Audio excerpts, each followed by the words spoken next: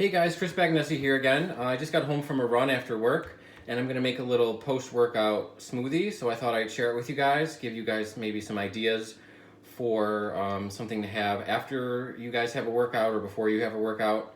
So I'm going to use, I have a NutriBullet. If you guys only have a blender, that's fine. They both work just as good. I find that this is better for me because I can make an individual size instead of using the big blender cup when sometimes hard to portion out that for just one serving. So what I like to use is, I'm going to use half of a medium-sized banana. About a medium-sized banana has approximately 110 calories. So about half of that is going to be about 55 to 60 calories. Then I'm going to add my liquid. I prefer to use milk. I use 1% milk. And the reason why I use milk is I just like the added protein that's in cow's milk. I don't like to use juice because I don't like anything too sweet, and that's just added carbohydrates and sugar that I don't really need.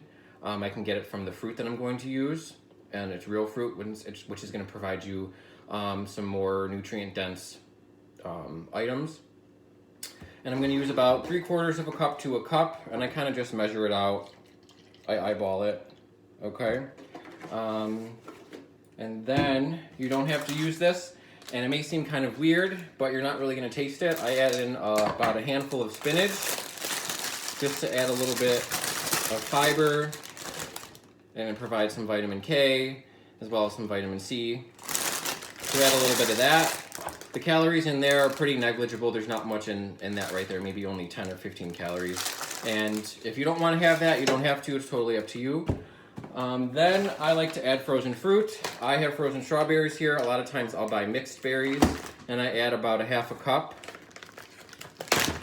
So this is a fresh bag.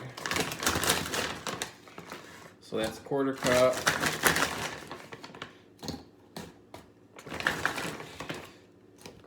All right. Now I need a little bit more protein than you girls because you are way more than me. Or you weigh less than me, and you just don't need as much protein. So you may not need to do this, and if you're a teenager, maybe you might want to use a protein powder. If you're younger than adolescent age, so like maybe below 11 or 12, I wouldn't recommend using a protein powder because you get enough protein through your diet throughout the day. If you want to add a little bit more protein, then I would suggest maybe add a half container of Greek yogurt. So I use, the brand is Solgar. And it's pretty, there's not much in it. It's not organic or anything, but it doesn't have any of that any extra fillers. It's just pretty much straight whey protein. And I don't add a whole amount. I probably do a half to 3/4 of a scoop. Okay. In one sitting, you guys don't need more than 20 to 30 grams of protein. And one scoop of this is 20 grams, so that's why I don't add a whole scoop. Any more than 20 to 30 grams of protein, and that goes for kids to adults alike, your body's not going to absorb it. You're just going to excrete it out through your urine.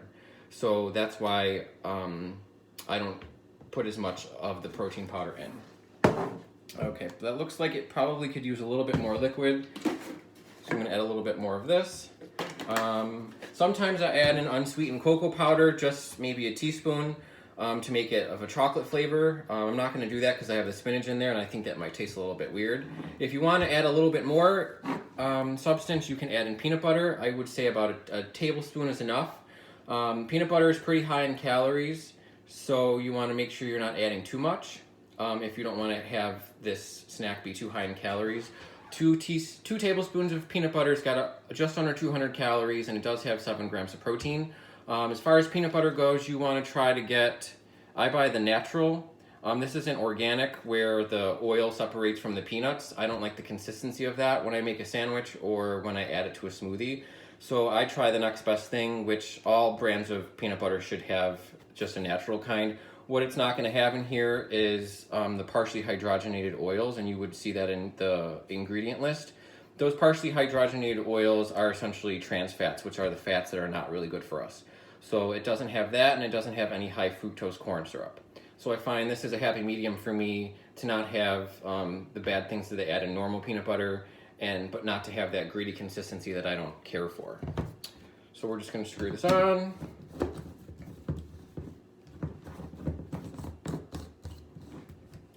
we'll blend it up. If you like your smoothie to be a little bit more like a smoothie that you would get at like a Jamba Juice or like a coffee house, then you would want to have less liquid. If you want it to be thinner, then you would want to have more liquid and less of the frozen fruit and banana.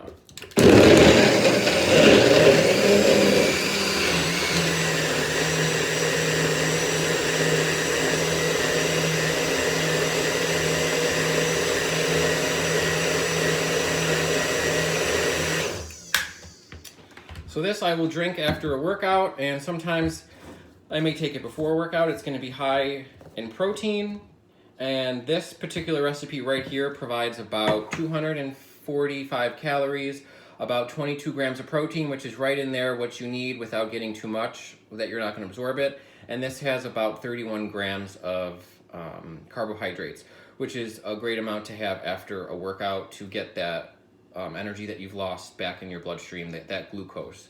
If you don't tolerate cow's milk or you don't drink cow's milk, you can use almond milk. The only difference is it's going to have less calories, which is fine, but it's not going to have nearly as much protein. In 8 ounces of cow's milk, there's 8 grams of protein, and in 8 ounces of almond milk or a nut-based milk, there's only about 1 gram.